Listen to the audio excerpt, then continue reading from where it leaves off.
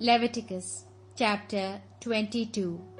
The Lord spoke to Moses. He said, "Tell Aaron and his sons in what ways they must treat with respect the holy offerings of the people of Israel, lest they profane my holy name.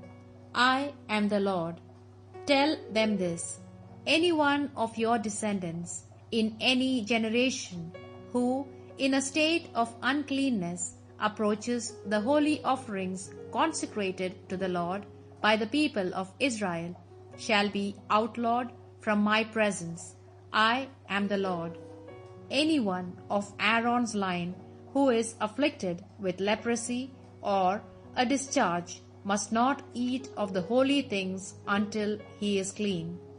Anyone who touches something made unclean by a dead body, or has a seminal discharge, or is made unclean by touching either some creeping thing, or any man who has contaminated him with his own uncleanness of whatever kind, in short, anyone who has had any such contact shall be unclean until evening, and must not eat of the holy things until he has taken a bath.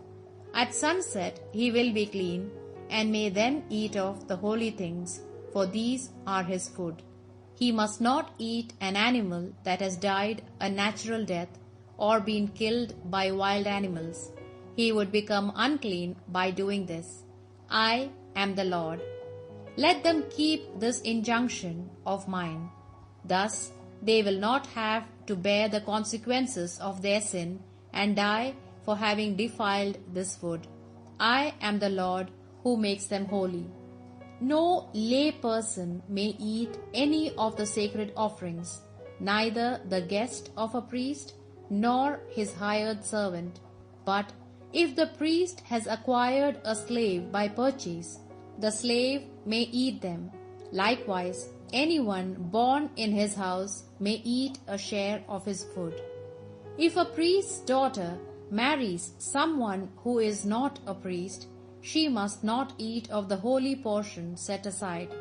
But if she is widowed or divorced, and being childless should return to her father's house, she may eat her father's food as when she was young.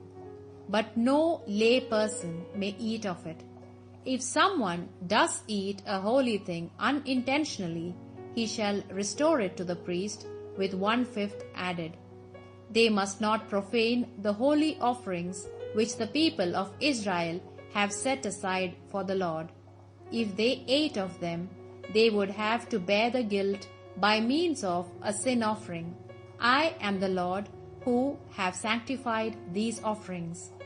The Lord spoke to Moses. He said, "Tell this to Aaron, to his sons, and to all the people of Israel, and say to them, anyone from the house of Israel, or any alien living in Israel, who brings anything for a burnt offering, either in fulfillment of a special vow or as a voluntary gift, must, if he is to be acceptable, offer to the Lord a male without defect, be it ox, sheep, or goat. You must not offer anything that has defects, for it would not make you acceptable. If anyone offers to the Lord a covenant sacrifice, either to fulfill a vow or as a voluntary offering from the herd or from the flock, the animal will not be acceptable to the Lord unless it is without any defect or blemish.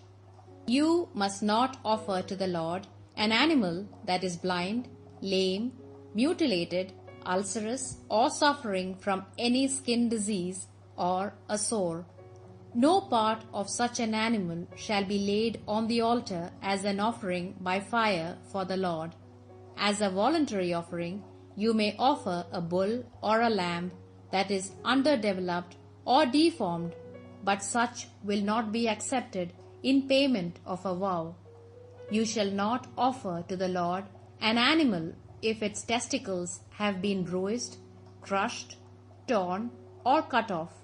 This is not permitted in your land, and you are not to accept any such from the hands of an alien, to offer as food for your God. Consecrated portions with such defects in them would not make you acceptable. The Lord spoke to Moses. He said, "A calf, lamb, or kid shall stay with its mother 7 days after birth. From the 8th day onwards it will be acceptable as an offering by fire to the Lord. No animal, whether cow or ewe, shall be slaughtered with its young on the same day. If you offer to the Lord a sacrifice of thanksgiving, do it so as to be acceptable to the Lord. You must eat it on the same day, and nothing should be left till the morning. I am the Lord. You must keep my commands and follow them. I am the Lord. You shall not profane my holy name. I must be proclaimed holy among the people of Israel. I am the Lord, who makes you holy, and who brought you out of the land of Egypt to be your God. I am the Lord."